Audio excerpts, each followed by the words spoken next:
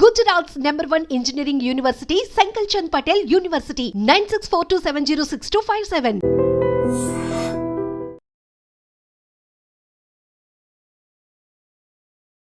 Hi hello నమస్తే, welcome back to dream media. ఈ రోజు మనతో ఉన్నారు విశ్వేశ్వర రెడ్డి గారు. ముఖ్యంగా యుఎస్ లో ఉన్న సిచ్యువేషన్స్ గురించి, అక్కడ అప్డేట్స్ గురించి ఒకసారి సార్ అడిగి తెలుసుకుందాం. సార్ అందరికి సుపరిచితులే, సో అక్కడ విషయాలు ఒకసారి తెలుసుకుందాం. నమస్కారం విశ్వేశ్వర రెడ్డి గారు. నమస్కారం సార్. లేటెస్ట్ అమెరికన్ అప్డేట్స్ చూసుకున్నట్లయితే ఫస్ట్ థింగ్, ఎవరైతే డిపెండబుల్ వీసా మీద అక్కడ ఉంటూ ఉంటారో, ఎవరైతే గ్రీన్ కార్డ్స్ మీద వెళ్ళి అక్కడ ఉన్న వాళ్ళు స్పౌస్ అయి ఉండొచ్చు, పేరెంట్స్ అయి ఉండొచ్చు, వాళ్ళు ఎయిర్పోర్ట్స్ లో ఉన్న టైంలో సెలవులకి ఇక్కడ నుంచి వచ్చి అక్కడికి వెళ్తున్న టైంలో అయి ఉండొచ్చు, వాళ్ళ పాస్పోర్ట్స్ చేతికి ఇచ్చేయమని అక్కడ అధికారులు చెప్తున్నట్టు కొన్ని వార్తలు వస్తున్నాయి. Is it true? ఒకవేళ నిజంగా అక్కడ ఇలా ఇమ్మని అడిగినట్లయితే ఎయిర్పోర్ట్ లో ఏం చేయాలంటారు? ఎక్కడ ఎయిర్పోర్ట్ అంటున్నారు? హైదరాబాద్ ఎయిర్పోర్ట్, అమెరికన్ ఎయిర్పోర్ట్ అంటారు? అమెరికన్ ఎయిర్పోర్ట్ లో తిరిగి వెళ్ళినప్పుడు. మళ్ళీ you can rephrase the question. So ఎవరైతే డిపెండబుల్ వీసా మీద అమెరికాలో ఉంటున్నారో, గ్రీన్ కార్డ్ హోల్డర్, వాళ్ళ స్పౌస్ అయి ఉండొచ్చు, అంటే వాళ్ళ భార్య అయి ఉండొచ్చు, అంటే వాళ్ళ పేరెంట్స్ అయి ఉండొచ్చు, వాళ్ళు ఇండియాకి సెలవుల కోసం వస్తున్నా, వేరే వర్క్ మీద వస్తున్నా సరే, వాళ్ళు అక్కడ ఫ్లైట్ ఎక్కే ముందు అక్కడ ఎయిర్పోర్ట్లోకి ఎంటర్ అయినప్పుడు వాళ్ళ పాస్పోర్ట్స్ తీసుకొని వాళ్ళని హోల్డ్లో పెట్టడం, వాళ్ళకి కొన్ని ఆంక్షలు విధించడం జరుగుతున్నాయి అని చెప్పేసి వార్తలు వస్తున్నాయి. Is it true? లేదు లేదు, కరెక్ట్ కాదు. అంటే రిటర్న్ లో ఇండియాకి వస్తున్నప్పుడు కదా ఇది. ఇండియాకి వచ్చేటప్పుడు ఏం అడగరు. ఇండియాకి వచ్చేటప్పుడు అది బికాజ్ అది హోమ్ కంట్రీ డిపార్చర్ కిందకి వస్తుంది. సో ఇండియన్ పాస్పోర్ట్ హోల్డర్స్ ఇండియాకి వెళ్ళాలనుకున్నప్పుడు ఎప్పుడైనా వెళ్ళొచ్చు. అక్కడ అమెరికాకి జీరో ఆబ్జెక్షన్ ఉంటుంది. అప్పుడు ఇండియా లోపలికి రావటప్పుడు ఇండియా వెరిఫై చేసుకుంటుంది వీళ్ళకి ప్రాపర్ పాస్పోర్ట్ ఉందా లేదా, వీళ్ళకి ప్రాపర్ ఇండియాకి వచ్చే ఎలిజిబిలిటీ డాక్యుమెంట్స్ ఉన్నాయి. అంటే ఎప్పుడైనా ఇమిగ్రేషన్ లాలో ఎలా ఉంటుందంటే, ఎవరు ఏ కంట్రీకి వెళ్తున్నారో ఆ కంట్రీ డాక్యుమెంట్స్ చూస్తారు తప్ప హోమ్ కంట్రీకి, అంటే where we born, birth place లో ఉన్న మనకి ఏదైతే పాస్పోర్ట్ ఉంటుందో వాళ్ళు ఎప్పుడు కూడా హోమ్ కంట్రీ వెరిఫికేషన్ ఉండదు. ఓకే. ఇన్ కేస్ ఇండియా నుంచి అమెరికా వస్తున్నప్పుడు అమెరికాలో అక్కడ దిగుతారు కదా, అప్పుడు పరిస్థితి ఏంటి? అప్పుడు ఏంటంటే, అప్పుడు అమెరికా అంటే అసలు యాక్చువల్ గా ఇండియాలో హైదరాబాద్ లోనే ఎయిర్పోర్ట్ లో మనం టికెట్ తీసుకునే ముందు ఏం చేస్తుంటారంటే, వాళ్ళు టిపికల్ గా మనకి ఎందుకు వెళ్తున్నారు అడుగుతారు. అంటే నేను వర్క్ చేస్తున్నాను అనుకోండి, వర్క్ వీసా చూపించమంటారు. నేను ఆమె పర్మనెంట్ రెసిడెంట్ అంటే గ్రీన్ కార్డ్ చూపించమంటారు. ఆమె సిటిజన్ అంటే వాళ్ళు యుఎస్ పాస్పోర్ట్ అడుగుతారు. అంటే టిపికల్ గా మనకి బోర్డింగ్ పాస్ ఇచ్చే ముందే ఈ 3 వెరిఫికేషన్ చేసుకుంటారు వాళ్ళు. అంటే whether you are rightfully you are going to that foreign land అని వెరిఫై చేసుకున్నాకే మనకు బోర్డింగ్ పాస్లు ఇస్తారు. Otherwise they don't issue the boarding passes. అంటే ఇక్కడ ఇంకొక విషయం నేను అబ్జర్వ్ చేస్తుంది అంటే, నేను అక్కడ వచ్చిన వార్తలు చదివినప్పుడు కొన్ని వెబ్సైట్స్ లో అవి వాళ్ళ భర్తకి కి ఎంతకాలంగా వాళ్ళు దూరంగా ఉన్నారు, ఇమీడియట్ గా పెళ్లి అయితే ఎంతకాలం దూరం ఉన్నారు, వాళ్ళ మధ్యలో బాండింగ్ ఎలా ఉంది, ఇవి కూడా చెక్ చేస్తున్నారు అని, అవి గాసిప్స్ కింద చూడాలి లేదా ఇందులో కూడా నిజంగా ఉంది? అంటే ఇందులో 2 types of we can look at it. అంటే కేస్ టు కేస్ వ్యారీ అవుతుంది. వాళ్ళ దగ్గర ఏంటంటే, ఎప్పుడైతే పోర్ట్ ఆఫ్ ఎంట్రీలో మన దగ్గర బోర్డింగ్ పాస్ తీసుకున్నాక వాళ్ళకి ఏం చేస్తారంటే, మన ఇమిగ్రేషన్ అయ్యాక మన ఫ్లైట్ అంటే ఏ రూపకంగా వస్తుంది అమెరికాకి అనేది, whether it's coming from Dubai, Qatar, what ever country, London ఎక్కడి నుంచి వస్తుందో, వచ్చే ముందు ఏం చేస్తారంటే, వన్స్ ద పొజిషన్ క్లోజ్డ్ అయిన తర్వాత ఈ డేటా అంతా యుఎస్ పంపిస్తారు. యుఎస్ పంపించాక ఆ డేటా అంతా వాళ్ళకి బ్యాక్గ్రౌండ్ చెక్ ఎఫ్బిఐకి వెళ్ళిపోయి మళ్ళీ వీళ్ళ దగ్గరకు వస్తుంది, ఏది సిబిపి ఆఫీస్కి వస్తుంది. వచ్చిన దగ్గర వెరిఫై చేసుకుంటారు వీళ్ళు ఎక్కడి నుంచి వస్తున్నారు, వీళ్ళ బ్యాక్గ్రౌండ్ ఏంటి, వీళ్ళది ఎనీ ఇష్యూస్ ఉన్నాయా, అంటే ఇమిగ్రేషన్ ఇష్యూస్ ఉన్నాయా. In case if there is an immigration issues, వాళ్ళు ఏం చేస్తారంటే పిలిచి అక్కడ పోర్ట్ ఆఫ్ ఎంట్రీలోనే జనరల్ ఇన్స్పెక్షన్ చేయొచ్చు, రిగరస్ ఇన్స్పెక్షన్ చేయొచ్చు, సెకండరీ ఇన్స్పెక్షన్ చేయొచ్చు. సో ఈ 3 టైప్స్ ఆఫ్ ఇన్స్పెక్షన్ జరుగుతాయి. జనరల్ ఇన్స్పెక్షన్ అంటే వాళ్ళకి తెలిసిపోతుంది, అంటే గ్రీన్, ఎల్లో, రెడ్ ఛానల్ లాగా మనం ఇక్కడ పోర్ట్ ఆఫ్ ఎంట్రీలో ఉంటాయి చూడండి, అట్లా కస్టమ్స్ లలో green, red, yellow channel type. ఇది కూడా టిపికల్ గా ఎలా ఉంటుందంటే, వాళ్ళకి if they have background, very good background ఉంటే లోపలికి స్మూత్ గానే అడుగుతారు, కపుల్ ఆఫ్ క్వశ్చన్స్ అడిగి రాణిస్తారు. లేదు ఇంకా వాళ్ళకి డౌట్ ఉంటే ఒక 10 క్వశ్చన్స్ అడుగుతారు. ఇంకా బాగా డౌట్ ఉంటే ఏం చేస్తారంటే, వాళ్ళ ఫోల్డరు, ప్యాకెట్, పాస్పోర్ట్ అన్ని తీసుకొని సెకండరీ ఇన్స్పెక్షన్ అని ఒక పక్క రూమ్ తీసుకెళ్తారు. అక్కడ తీసుకెళ్లి ఒక 4-5 అవర్స్ కూర్చోబెట్టి ఆ 4-5 అవర్స్ లోపల ఏం చేస్తారంటే, వాళ్ళ పాస్పోర్టు, వాళ్ళ ఫోను, వాళ్ళ కంప్యూటరు, వాళ్ళ అన్ని తీసుకొని కూర్చోబెట్టి ఈ 4-5 అవర్స్ లోపల, అంటే వాట్ ఎవర్ దట్ స్టిపులేటెడ్ టైంలో వీళ్ళు ఏం చేస్తారంటే వాళ్ళ బ్యాక్గ్రౌండ్ చెక్ చేస్తారు. కంట్రీలో ఎప్పటి నుంచి వచ్చారు, ఎప్పుడు ఉన్నారు, ఇది మొదటిసారి వచ్చిందా లేకపోతే ఎన్నిసార్లు ఉన్న దానిలో ఇప్పుడు H1B మీద ఉంటే ఎవరు ఏ ఎంప్లాయర్ దగ్గర పనిచేస్తున్నాడు, ఎంప్లాయర్ దగ్గర అసలు జాబ్ ఉందా లేదా, అంటే టిపికల్ గా దే వెరిఫై ఎవ్రీథింగ్. ఒకవేళ ప్రయర్లీ ఏదైనా ఉంటే ఈయనకి ఏదైనా స్పీడింగ్ టికెట్లు ఉన్నాయా, లేకపోతే ఇంకేదైనా క్రిమినల్ రికార్డ్ ఉందా, you know what I'm talking, and everything they will verify. అక్కడ ఏదైనా వయలేషన్స్ ఉన్నాయని గమనిస్తే ఆ సెకండరీ ఇన్స్పెక్షన్ లో గుర్తుపడితే ఏం చేస్తారంటే వాళ్ళని మళ్ళీ ఇంటర్వ్యూ ప్రాసెస్ లో తీసుకెళ్తారు. తీసుకెళ్లి ఆ ఇంటర్వ్యూలో ఒకవేళ వాళ్ళు వయలేట్ చేసిన ఏమైనా ఉంటే ప్రజెంట్ చేస్తారు. దీస్ ఆర్ ద సిచ్యువేషన్స్ ఉన్నాయి, వాట్ యూ థింక్ అంటే వాళ్ళు మనం అగ్రి అయ్యాం అనుకోని, అగ్రి అయితే వాళ్ళ వీసా క్యాన్సిల్ చేసేసి మళ్ళీ అక్కడ నుండి డిపోర్ట్ చేస్తారు. అంటే ఇప్పుడు ఫర్ ఎగ్జాంపుల్ జనరల్ గా అమెరికా పెళ్ళికొడుకు అంటే ఎక్కువ మంది ఇంపార్టెన్స్ ఇస్తూ ఉంటారు. ఆ రకంగా ఎప్పుడైనా వాళ్ళ అమ్మాయిని తిరిగి అక్కడ పంపినప్పుడు డిపెండబుల్ వీసా మీద అమ్మాయి వెళ్తుంది కాబట్టి కరెక్ట్, H4 వీసా మీద వస్తారు. కానీ అమ్మాయి బాగా చదువుకున్న అమ్మాయి అనుకోవచ్చు, ఎంటెక్ పర్సన్ అయి ఉండొచ్చు. ఇన్ కేస్ ఆవిడ నేను ఇక్కడ కూడా జాబ్ చేస్తాను ఏమన్నా పొరపాటున అక్కడ రివీల్ చేసి ఉంటే అప్పుడు సిచ్యువేషన్ ఎలా ఉంటుంది? ఆ పాసిబిలిటీ, అదే ఆ ఇంటర్వ్యూయింగ్ ప్రాసెస్ అని ఇంతకుముందు చెప్పాను కదా. సో యూజువల్ గా మనం ఏం చేస్తామో H4 మీద ఉంటే తక్కువ క్వశ్చన్స్ అడుగుతారు, ఎందుకంటే they are not primary. In case వాళ్ళకి బాగా డౌట్ వస్తే వాళ్ళు అడగొచ్చు, అడిగితే ఆ పొటెన్షియల్ థింకింగ్ ఉంటే అప్పుడు ఆలోచిస్తారు. కానీ మెజారిటీ 98% పెద్ద ఇష్యూస్ ఏమి ఉండవు దానికి, ఎందుకంటే H1 వాళ్ళని బాగా వెరిఫై చేస్తారు, గ్రిల్ చేస్తారు, make sure that they have a job or not అని వెరిఫై చేసుకుంటారు. అంటే H1 వాళ్ళు ఎలాంటి జాగ్రత్తలు తీసుకోవాలంటారు అక్కడ ఇంటర్వ్యూ కానీ అక్కడ క్వశ్చన్ చేసినప్పుడు? తప్పకుండా వాళ్ళు H1B హోల్డర్ అసలు ఫస్ట్ ఆఫ్ ఆల్ మేము ఇండియాకి వెళ్ళొద్దనే సజెషన్ చేస్తున్నాం ఈ టైంలో పర్టికులర్ గా. ఇన్ కేసు వాళ్ళు ఇండియాకి వెళ్ళాల్సి వచ్చి ఎమర్జెన్సీ సిచ్యువేషన్ వెళ్ళాల్సి వస్తే వచ్చే ముందు మీరు ఏదైతే ఎంప్లాయర్ దగ్గర పని చేయబోతున్నారో ఆ ఎంప్లాయర్ దగ్గర నుంచి ఒక క్లయింట్ లెటర్ కానీ, మీ ఎంప్లాయ్మెంట్ లెటర్ కానీ, మోస్ట్ రీసెంట్ పే స్టెప్స్ కానీ, లాస్ట్ W2s కానివ్వండి, ఇవి మీరు ఒక ఫోల్డర్ లో పెట్టుకోండి. వాళ్ళు వచ్చి అడిగినప్పుడు మీరు ఫేర్ గా చూపించేటట్టు, అంటే పాస్ట్ 2-3 ఏళ్ల నుంచి ఆ కంపెనీతో పనిచేసి ఉంటే వాళ్ళ కంపెనీ W2s కానివ్వండి, మోస్ట్ రీసెంట్ గా మనం ఇయర్ లో పే స్టబ్స్ ఉంటాయి, ఎవ్రీ మంత్ కానీ 15 days కానీ పే స్టబ్స్ ఉంటాయి, అవి హోల్డ్ చేయడం కానీ, తర్వాత ట్యాక్స్ రిటర్న్స్ కానీ ఏవైతే ఉంటాయో అది కూడా, తర్వాత ఏదైతే క్లయింట్ లొకేషన్ లో పనిచేస్తున్నారో వాళ్ళ బ్యాడ్జ్ ఉంటుంది, ఆ కంపెనీ బ్యాడ్జ్ ఉంటుంది కదా, ఆ బ్యాడ్జింగ్ కూడా పెట్టుకొని ఉంటే జాగ్రత్తలు ఉంటే వాళ్ళు ఏ క్వశ్చన్స్ అడిగినా మనం 1 by 1 మనం ప్రజెంట్ చేయగలిగితే ఏమవుతుంది అంటే వాళ్ళకు కూడా కాన్ఫిడెన్స్ వస్తుంది. దిస్ గైజ్ వర్క్ ప్లేస్ లో ఉంది, ఈయనకి పర్మనెంట్ ఎంప్లాయ్మెంట్ ఉంది అక్కడ, సో అంచేత మనం ఆయనని వెల్కమ్ చెప్పాలి అన్నట్టు ఉంటుంది. వాళ్ళు వెరిఫై చేసుకొని అవన్నీ వ్యాలిడిటీ ఉంటే తప్పకుండా వాళ్ళు వెల్కమ్ చెప్తారు, అండ్ విత్ గుడ్ మూమెంట్స్ తో వెల్కమ్ చెప్తారు. అండ్ సార్ ఎలాంటి సినారియోలో అయినా ఇన్ కేస్ అక్కడ ఆఫీసర్స్ అంటే ఇక్కడ పర్సన్ ని పాస్పోర్ట్ హ్యాండ్ ఓవర్ చేయమనే సిచ్యువేషన్ వస్తుందంటారా? ఎలాంటి సిచ్యువేషన్ లో రావచ్చు వస్తే? ఇప్పుడు సెకండరీ ఇన్స్పెక్షన్కి వెళ్ళినప్పుడు మనం తప్పకుండా పాస్పోర్ట్ హ్యాండ్ ఓవర్ చేయాల్సి వస్తుంది. ఓకే, సెకండరీ ఇప్పుడు మనం ఏదైతే ప్రైమరీ ఇన్స్పెక్షన్ అంటే ప్రతి దానికి వాళ్ళు పాస్పోర్ట్ తీసుకుంటారు, పాస్పోర్ట్ స్కాన్ చేస్తారు, వాళ్ళ దగ్గర కంప్యూటర్ ఉంటుంది కదా. ఇప్పుడు you're an Indian, you're coming on F1 visa, so passport తీసుకుంటారు, ఫింగర్ ప్రింటింగ్ తీసుకుంటారు, తర్వాత ఐరిష్ చెక్ చేస్తారు, పిక్చర్ తీస్తారు, ఫింగర్ ప్రింటింగ్ టోటల్ 10 fingers అంటే 2 hands పెట్టి 10 fingers చెక్ చేసుకున్న తర్వాత ఇంటర్వ్యూ క్వశ్చన్స్ ఉండి దాని తర్వాతనే పంపిస్తారు. ఈ పాస్పోర్ట్ అందులో స్కాన్ చేస్తేనే అప్పుడు వాళ్ళకి డీటెయిల్స్ అన్ని వస్తాయి కదా. So 100% they collect the passport. Only thing ఏంటంటే గ్రీన్ లాగా ఉంటే మళ్ళీ they will hand over everything, passport ఇచ్చేసి నో వెల్కమ్ టు అమెరికా అని చెప్పేసి పంపించేస్తారు. సో అది H1B ఏదంటే వాళ్ళ ఎంప్లాయ్మెంట్ ఉందా లేదా వెరిఫై చేసుకొని ఆ క్వశ్చన్స్ అడుగుతారు, ఎక్కడ పని చేస్తున్నారు, ఏంటి, ఏ జాబ్ చేస్తున్నారు, ప్రోగ్రామ్ అనలిస్టా ఏంటి అంటే డేటా అనలిస్టా, దోస్ కైండ్ ఆఫ్ క్వశ్చన్స్ అన్నట్టు. సో క్లయింట్ లొకేషన్ లో జాబ్ ఉందా వెరిఫై చేసుకొని, మీ ఎంప్లాయర్ తో టచ్ లో ఉన్నావా, అంటే దీస్ ఆర్ ద కొన్ని కామన్ మినిమం క్వశ్చన్స్ ఉంటాయి కదా. ఆ మినిమం క్వశ్చన్స్ అడిగాక మళ్ళీ దే హ్యాండ్ ఓవర్, లోపలికి వెళ్ళాక ఫస్ట్ పాస్పోర్ట్ తీసుకొని క్వశ్చన్స్ అడిగాక మళ్ళీ పాస్పోర్ట్ హ్యాండ్ ఓవర్ చేస్తారు. సో పాస్పోర్ట్ తీసుకోవడం అనేది ఒక కామన్ ప్రాక్టీస్.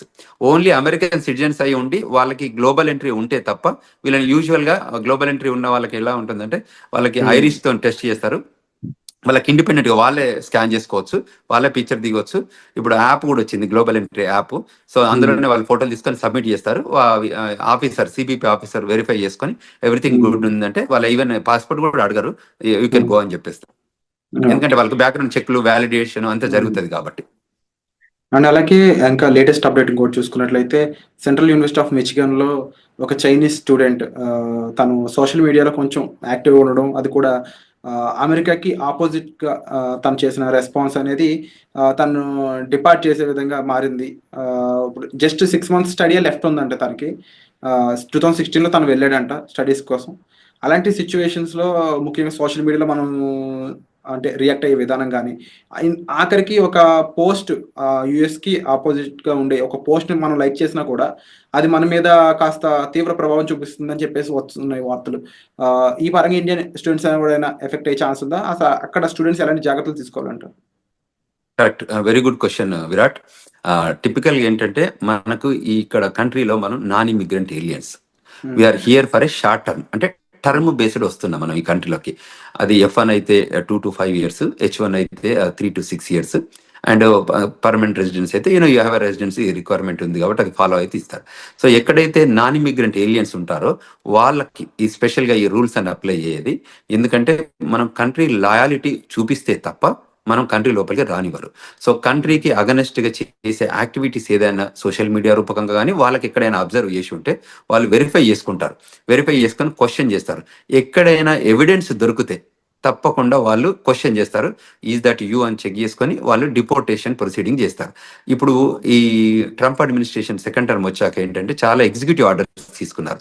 అందులో some of the executive orders వాళ్ళకి అవుట్ రైట్ సిబిపి ఆఫీసర్కి అథారిటీ ఇస్తుంది డిపోర్టేషన్ చేయడానికి. సో అందులో ఏ సిచ్యువేషన్ ఎరైజ్ అయినా, ఏ రకమైన ఇష్యూస్ వచ్చినా, ఏ రకమైన లాయాలిటీ ఇన్ స్టేక్లో ఉన్నా, అంటే ఆ లాయాలిటీ ప్రూవ్ చేయలేకపోయినా వాళ్ళకి every right to send them back, period. There is no second to it. అంటే ఇప్పుడు స్టూడెంట్స్ అనేవాళ్ళు already campus outside jobs చేయకూడదని కొన్ని రూల్స్ ఉన్నాయి. సో ఇప్పుడున్న టైంలో స్టూడెంట్స్ అనేవాళ్ళు ముఖ్యంగా తీసుకోవాల్సిన టాప్ 3 జాగ్రత్తలు అంటే ఏం చెప్తారు? అంటే టిపికల్గా వీళ్ళు ఏం చేయొచ్చు అంటే ఏదైతే స్టూడెంట్గా మనం ఫోకస్గా ఏదైతే ఎడ్యుకేషన్ కోసం మనం వచ్చామో దాని మీదనే స్ట్రిక్ట్ ఉండి ఆ లైన్లోనే మనం పనిచేసుకోగలిగితే ఏ ఇష్యూ లేదండి. విత్ ఇన్ ద 2 years లోపల ఎడ్యుకేషన్ కంప్లీట్ చేసి 3 years ఓపీటీసీ అంటే regular OPT and stem OPT తీసుకొని పనిచేసుకోగలిగితే దెర్ ఇస్ నో ఇష్యూ. ఎప్పుడైతే మనం ఇమిగ్రేషన్ నేషనాలిటీ యాక్ట్ వయలేషన్స్ ఏదైనా చేస్తే ఆ వయలేషన్స్ ఐడెంటిఫై అయితే తప్ప వాళ్ళు వెల్కమ్ చెప్తారు. ఇట్ ఈస్ అ కంటిన్యూస్గా కంట్రీ నీడెడ్ స్టూడెంట్స్. అందువల్ల ఎప్పుడు కూడా వాళ్ళని అంటే డిపోర్ట్ చేయడం అనేది ప్రైమరీ ఏం పెట్టుకోరు. టిపికల్గా ఏంటంటే వాళ్ళు రావాలి, కష్టపడి చదువుకోవాలి, కంట్రీకి వాళ్ళ కాంట్రిబ్యూషన్ కావాలనే కోరుకుంటుంది అమెరికా. సో అందులో ఎమినెన్సీ ఎఫెక్టివ్గా స్కిల్ ఉన్న వాళ్ళందరినీ కూడా కంట్రీ ఎప్పుడు లూజ్ చేసుకోదు. ఎప్పుడైనా స్కిల్ లేబర్ కానివ్వండి, స్కిల్ నాలెడ్జ్ ఉన్న వాళ్ళు కానివ్వండి, ఎడ్యుకేషన్లో కానీ ఎంప్లాయ్మెంట్ కానీ ఎక్స్ట్రాడినరీ ఎబిలిటీ మనం పెర్ఫామ్ చేస్తే అమెరికా ఎప్పుడు కూడా వెళ్ళగొట్టదు.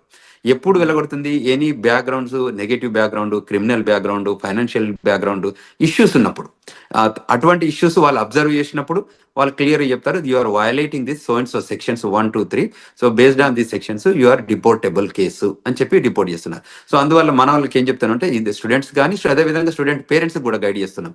ఎందుకంటే ఇప్పుడున్న కరెంట్ జనరేషన్లో, కరెంట్ సిచ్యువేషన్లో, జనరేషన్ మీన్స్ ఏంటంటే ఇది డిజిటల్ ఏజ్ జనరేషన్. అంతకుముందు ఏంది first generation, second generation type, ఇప్పుడు డిజిటల్ ఏజ్ జనరేషన్ వచ్చింది. సో మీరు ఏది చేసినా అక్కడ ట్రాక్ అవుతుంది. సో మనం అందులో తప్పించుకోవడానికి ఛాన్స్ లేదు. కాబట్టి మనం ముందే జాగ్రత్త పడి మిస్టేక్స్ చేయకుండా ప్రాపర్ గైడెన్స్ తీసుకొని, ఇప్పుడు మాలాగా సీనియర్స్ ఉన్న వాళ్ళు కాకుండా ఇక్కడ ఏదైనా ఇమిగ్రేషన్ లా ఫార్మ్స్ ఉన్నా కూడా రైట్ఫుల్ గైడెన్స్ తీసుకొని వాళ్ళు చేసే ప్రతి యాక్షన్లో కూడా బిఫోర్ దే యాక్ట్ ఈ గైడెన్స్ తీసుకొని ముందుకెళ్ళగలిగితే that is the best option to do. ఇంకేదన్నా వాళ్ళకి గైడెన్స్ కావాలన్నా ఈ రూపకంగా మన వీడియోస్ చూడడం రూపకంగా ఐ డ్రీమ్స్లో ఈ రకరకాల వీడియోస్ మనం ప్రొడ్యూస్ చేస్తున్నాం కదా, వాటిల్లో చూసి వెరిఫికేషన్ చేసుకొని ఇంకేదైనా క్వశ్చన్స్ ఉంటే they can approach us. We're here to help them students, we're here to help them skilled labour H1B వాళ్ళు కానీ, ఈవెన్ గ్రీన్ కార్డ్ హోల్డర్స్ కానీ సెవరల్ కన్ఫ్యూజన్స్ వస్తున్నాయి. ఎందుకంటే ఎవ్రీడే ఒక ఎగ్జిక్యూటివ్ ఆర్డర్ లాగా ఇమిగ్రేషన్ లా వస్తున్నాయి కాబట్టి వాళ్ళకి ఆ గైడెన్స్ కావాలి. సో ఆ గైడెన్స్ తీసుకొని వాళ్ళు యాక్ట్ చేయగలిగితే వాళ్ళు సేఫర్ హ్యాండ్స్ లో ఉంటారు అనేది మనం ఇక్కడ తీసుకోవాల్సిన జాగ్రత్తలు తీసుకోవాలి. అలాగే విశ్వేశ్వర్ గారు, ముఖ్యంగా H1B వీసాకు సంబంధించి చాలా చేంజెస్ రాబోతున్నాయి. ఎలిజిబిలిటీ క్రైటీరియాలో కూడా చేంజెస్ రాబోతున్నాయని తెలుస్తూ ఉంది. ఇంకేస్ చేంజెస్ అనేవి చేసినట్లయితే ఎలాంటి విషయాల్లో చేంజెస్ చేసే అవకాశం అనేది ఉంటుంది అంటారు? అంటే there are number of things. America ఏం చేస్తుందంటే every time they will revive and define new things. అంటే ప్రయర్గా జరుగుతున్న ఇష్యూస్ కానీ అడ్రస్ చేసుకుంటూ వాళ్ళకి ఎవ్రీ మంత్ ఒక మీటింగ్ జరుపుకుంటారు. ఆ మంత్ మీటింగ్లో అనాలిసిస్ చేస్తారు, ఏదైనా ఇష్యూస్ ఉన్నాయా, కన్సర్న్స్ ఉన్నాయా, ఏమన్నా మన కంట్రీ ఇంపాక్ట్ ఏదైనా అవుతుందా, దీనివల్ల బెనిఫిట్ ఉందా ఈ ప్రోగ్రామ్ని ఏమైనా చేంజ్ చేయాలా. అంటే ఇది డిపార్ట్మెంట్ ఆఫ్ లేబర్ ప్రోగ్రామే కానివ్వండి, ఇది డిపార్ట్మెంట్ ఆఫ్ స్టేట్ ప్రోగ్రామ్ కానివ్వండి, ఇది USCIS ప్రోగ్రామ్ కానీ, ఏ ప్రోగ్రామ్స్ అయినా కూడా వాళ్ళు డిఫైన్ చేసుకుంటారు. అది ఎడ్యుకేషన్, డిపార్ట్మెంట్ ఆఫ్ ఎడ్యుకేషన్ అంటే గవర్నమెంట్లో ఏ ప్రోగ్రామ్ ఉన్నా కూడా ఆ ప్రోగ్రామ్ మీద అనాలిసిస్ చేసుకుంటారు. ఇది కంట్రీ ఇంట్రెస్ట్లో పనిచేస్తుందా, కంట్రీకి ఏమైనా బెనిఫిట్ అవుతుందా, how we can define, redefine and the best process and best possible opportunity to grow this country అని చూస్తారు. అందులో ఏమన్నా మనకి కన్సర్న్స్ ఉన్నాయనుకుంటే వాటిని కరెక్ట్ చేస్తారు. ఆ కన్సర్న్ కరెక్ట్ చేసే ప్రాసెస్లోనే వాళ్ళు ఈ చేంజెస్ తీసుకొస్తారు. అందులో ఇప్పుడు ఎంప్లాయ్మెంట్ ఇష్యూస్ ఉన్నాయనుకోండి, ఆ ఎంప్లాయ్మెంట్ దానిలో చేంజ్ చేస్తారు, ఓపీటీలో చేంజ్ చేస్తారు. ఒకప్పుడు వాళ్ళకి లేని ఓపీటీలో ఓపీటీ క్రియేట్ చేశారు, ఓపీటీ తర్వాత 36 months ఇచ్చారు. సో అమెరికా ఇప్పుడు ఏంటంటే వాళ్ళకి స్కిల్డ్ లేబర్ కావాలి. అంటే నాలెడ్జబుల్ పీపుల్ కావాలి, who can make and break the greatest technology evolution లో చేయగలిగే పీపుల్ ఉంటే వాళ్ళని తీసుకొని ముందుకు ప్రొడ్యూస్ చేసుకొని ఆ కంట్రీ బెనిఫిట్ లో పనిచేపించుకుంటారు. కాబట్టి ఆ లైన్ లో ఉన్న వాళ్ళకి ఏ మాత్రం ఇష్యూ లేదు, ఆ లైన్ లో పనిచేసేటట్టు మన వాళ్ళు ఉండాలి. అండ్ యూజువల్ గా ఇండియన్ పీపుల్ టెండెన్సీ ఏంటంటే they are gem of the gems in education, STEM, science and technology, engineering, mathematics లో మనంత గొప్పగా ప్రపంచంలో ఎక్కడ ఉండరు. సో ఆ స్కిల్ ని మనం ప్రాపర్ గా ఎగ్జిబిట్ చేయగలిగితే, ఆఫీసర్ ముందు కానివ్వండి, ఇంటర్వ్యూవర్ ముందు కానివ్వండి, గవర్నమెంట్ ముందు కానీ చేయగలిగితే మనకు ఇట్స్ రెడ్ కార్పెట్ వెల్కమ్ ఉంటుంది. అది గుర్తించితే మనం తప్పకుండా ముందుకు ఎదగడానికి ఆస్కారం ఉంటుంది. Wonderful sir. And episode close చేసే ముందు ఒక మాట స్టూడెంట్స్ కానీ లేకపోతే అక్కడ ఎంప్లాయీస్ కానీ డిపెండబుల్ వీసా మీద ఉన్న వాళ్ళకి ఓవరాల్గా వీరందరికీ మీరు చెప్పే మాట ఏంటి? ఏదైనా ఇప్పుడున్న కొత్త ట్రెండ్స్ మనకి ఎవ్రీ టైం జరుగుతున్నాయి కాబట్టి ఏంటంటే న్యూ ఎగ్జిక్యూటివ్ ఆర్డర్స్ వస్తున్నాయి కాబట్టి, ఇప్పటికే వచ్చినాయి కాకుండా ఫ్యూచర్ కూడా రాబోతున్నాయి కాబట్టి, సో మీరు వెల్ ఇన్ఫార్మ్డ్ గా ఉండాలి, అందరితో కనెక్ట్ ఉండాలి. సో మనకు తెలిసిందే కరెక్ట్ అని అనుకోవద్దు. సో తప్పకుండా you take good guidance from non profit organisations కానీ మమ్మల్ని అప్రోచ్ అయితే మేము వీఆర్ దేర్. మేము చెప్తున్నాం గ్లోబల్ తెలంగాణ ద్వారా కూడా వాళ్ళకి ఈమెయిల్ రూపకంగా కానీ ఫోన్ రూపకంగా కానీ మేము ఫోన్ నెంబర్స్ కూడా ఇచ్చాము. సో అమెరికాలో ఉన్నాం కాబట్టి అదేవిధంగా మనకి ఏదైనా law firm, immigration law firm guidance కానివ్వండి, సజెషన్స్ కానివ్వండి తీసుకోవాలి. ఇవాళ మేము yesterday organised global Telangana association ద్వారా ఒక సెమినార్ ఆర్గనైజ్ చేశాము, వెబినార్ ఆర్గనైజ్ చేశాము. బ్రహ్మాండంగా ఒక 1000 మంది జాయిన్ అయ్యారు. 1000 మంది స్టూడెంట్స్ రూపకంగా ఇమిగ్రేషన్ రిక్వైర్మెంట్ ఏమున్నా కూడా ఇప్పుడు కరెంట్ లో జరుగుతున్న ఇమిగ్రేషన్ ట్రెండ్స్ పైన ఏవేవైతే ఇష్యూస్ ఉన్నాయో వాటిపైన మేము ఆర్గనైజ్డ్ విత్ సీనియర్ ఇమిగ్రేషన్ అటార్నీతోని కాన్ఫరెన్స్ కాల్ ఆర్గనైజ్ చేస్తే there are number of peoples join అయ్యారు. వాళ్ళ క్వశ్చన్స్ ఒక 2.5 గంటల కాన్ఫరెన్స్ కాల్ జరిగింది. అంటే అంతసేపు క్వశ్చన్స్ అడిగారు వాళ్ళంతా. So it is very informable. అట్లా ముందుకు వచ్చి తెలుసుకోగలిగితే that is the greatest thing. So మేము అదే చెప్తున్నాం. అది F1 కానివ్వండి, H1 కానివ్వండి, గ్రీన్ కార్డ్ హోల్డర్స్ కానివ్వండి, ఈవెన్ సిటిజన్స్ కానివ్వండి, ఈ కంట్రీ రిక్వైర్మెంట్స్ ఏమున్నాయి, ఇప్పుడు సిటిజన్షిప్ అయినా కూడా గ్రీన్ కార్డ్ అయినా కూడా మనం ఈ AR11 అప్డేట్ చేస్తున్నామా, మనం F1 H1 వాళ్ళు కూడా AR11 అంటే స్టేటస్ మనకి అడ్రస్ అప్డేట్ చేస్తున్నామా, లేకపోతే రిజిస్ట్రేషన్ రిక్వైర్మెంట్స్ అప్డేట్ చేస్తున్నామా. మనం ఈ కంట్రీలోకి వచ్చాం కాబట్టి మనం ఈ కంట్రీ నామ్స్ అంటే లా ఆఫ్ ద ల్యాండ్ ఎలా ఇమిగ్రేషన్స్ ఉన్నాయో, ఇమిగ్రేషన్ నేషనల్ యాక్ట్ రూల్స్ ఏది ఉన్నాయో మనకు తెలిస్తే ఫాలో అయిదాం, తెలియకపోతే తెలుసుకొని ఫాలో అయిదాం. Bottom line we need to follow the rules. So if you follow the rules there is no issue. This country is the best country to live and this the best country to welcoming. And the country people కూడా చాలా బాగుంటారు. మనం కూడా grow కావడానికి opportunity ఉంటుంది. మన పిల్లలకు కూడా చాలా కంఫర్టబుల్ గా సెటిల్ అవుతారు. సో అక్కడ ఉన్న చదువుకునే స్టూడెంట్స్ అయి ఉండొచ్చు, వర్క్ చేసే వాళ్ళు అయి ఉండొచ్చు, ఎవరు కూడా ఇన్సెక్యూరిటీస్ ఏం పెట్టుకోకుండా ప్రాపర్గా ప్రొఫెషనల్స్ని కలిసి మీ డౌట్స్ అనేవి సాల్వ్ చేసుకోగలిగినట్లయితే మీరు ఒక సేఫ్ అండ్ సెక్యూర్ లైఫ్ అక్కడ లీవ్ చేయొచ్చండి. దాంతోపాటుగా అంతగా మిమ్మల్ని ఇబ్బంది పెట్టే విషయం అయితే మాత్రం తప్పకుండా ఇమీడియట్లీ మీరు ఒక ప్రొఫెషనల్ కానీ ఎంబసీ సైడ్ పీపుల్ కానీ లేకపోతే అక్కడ లా ఫీమ్ సంబంధించిన పర్సన్స్ అయి ఉండొచ్చు, లేకపోతే మన విశ్వేశ్వరరావు గారు లాంటి ప్రొఫెషనల్స్ మీరు కలిసినట్లయితే కాస్త జాగ్రత్తలతో పాటుగా మీకు కాస్త గైడెన్స్ ఇచ్చే ఛాన్సెస్ అనేవి దొరుకుతాయి. సో తప్పకుండా మీరు తీసుకునే ఇనిషియేషన్స్ అనేవి చాలా గ్రేట్ విశ్వేశ్వర్ గారు. తప్పకుండా మీరు కండక్ట్ చేసే వెబినార్స్ అయి ఉండొచ్చు, లేకపోతే ఇలా ఇంటర్వ్యూస్ రూపంలో అయి ఉండొచ్చు, చాలా ఇన్ఫర్మేషన్ని చాలా మందికి అందిస్తూ ఉన్నారు. So we're thankful and thank you so much for great information. మరిన్ని అప్డేట్స్ పై త్వరలోనే మరొక ఇంటర్వ్యూతో మీ ముందుకు వస్తాం. Thank you so much.